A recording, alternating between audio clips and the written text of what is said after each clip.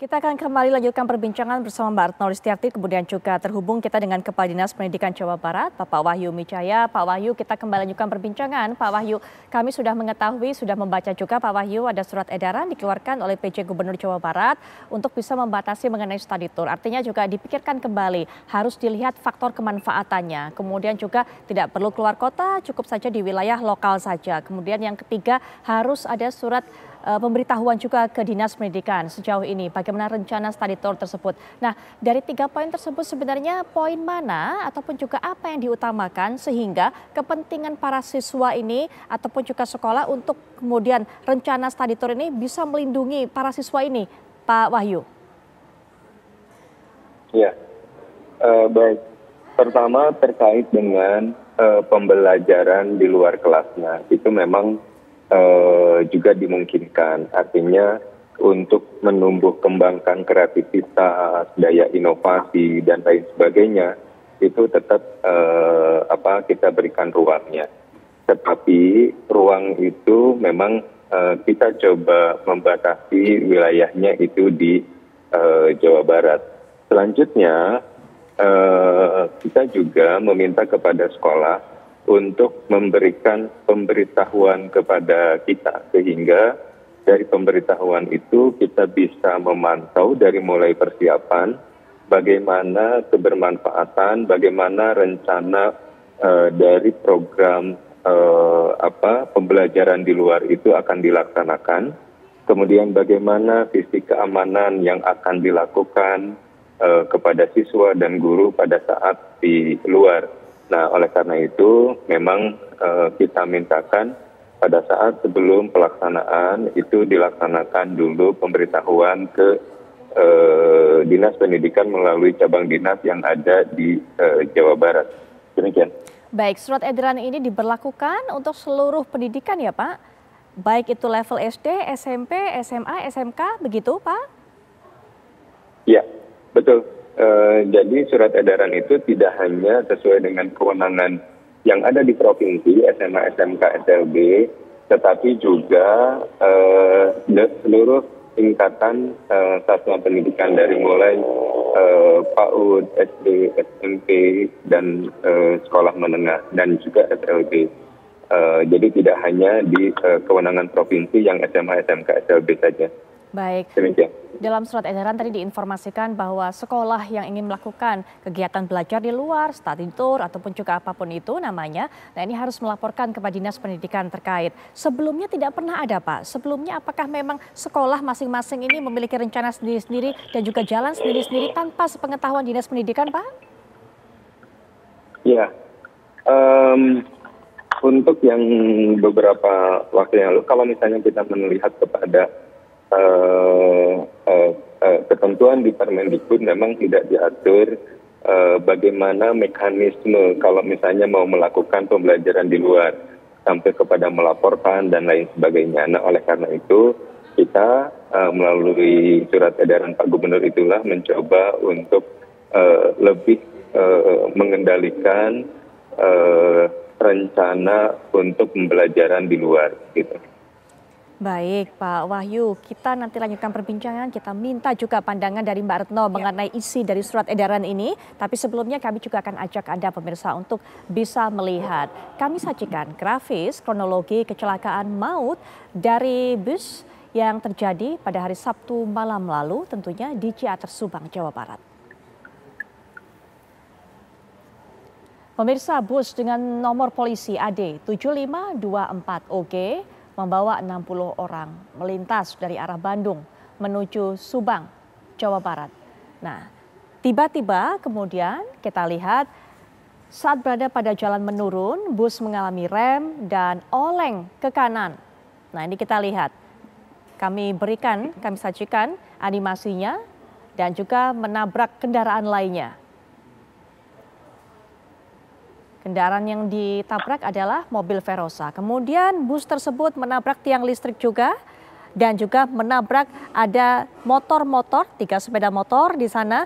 Nah, salah seorang yang ada di sepeda motor tersebut juga menjadi korban di antara atau salah satu di antara 11 korban yang tewas akibat kecelakaan ini. Kita lihat kembali dalam tayangan ulangnya.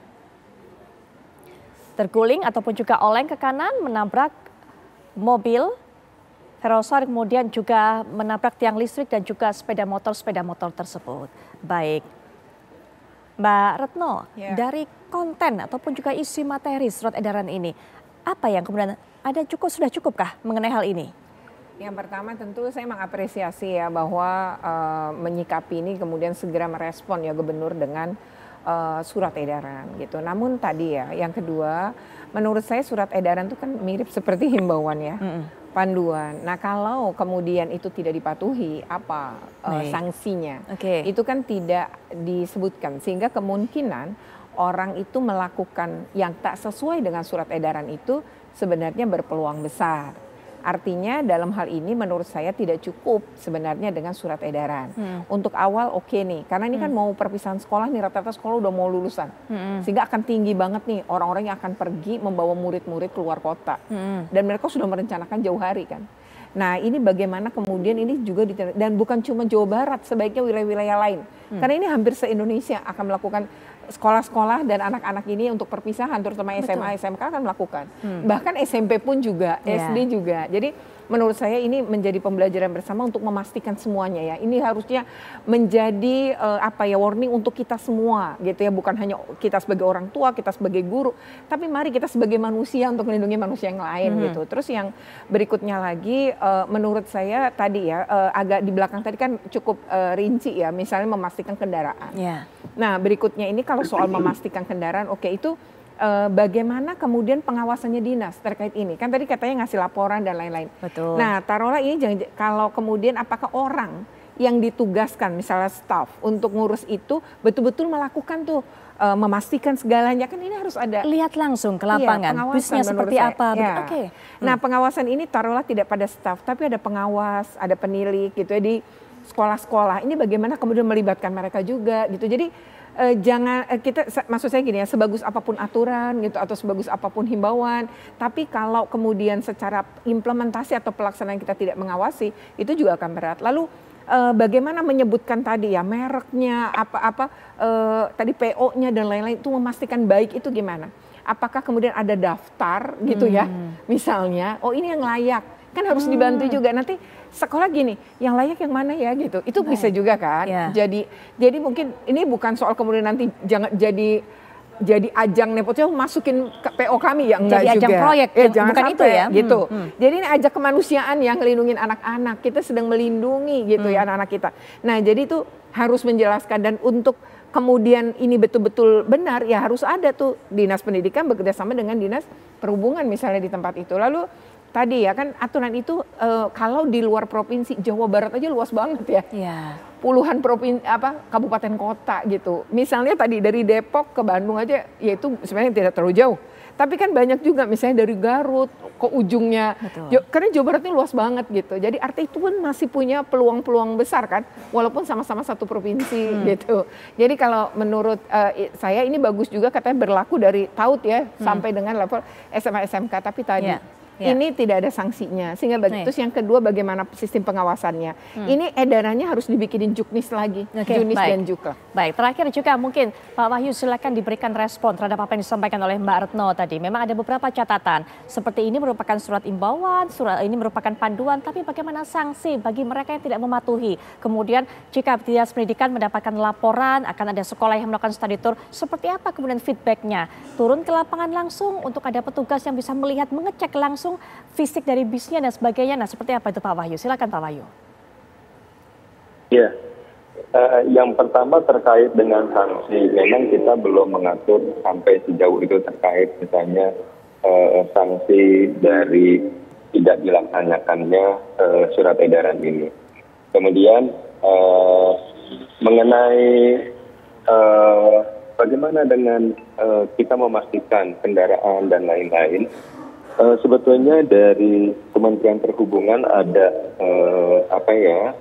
sistem yang dibuat, ada aplikasi itu Mitra Perhubungan kalau saya tidak salah.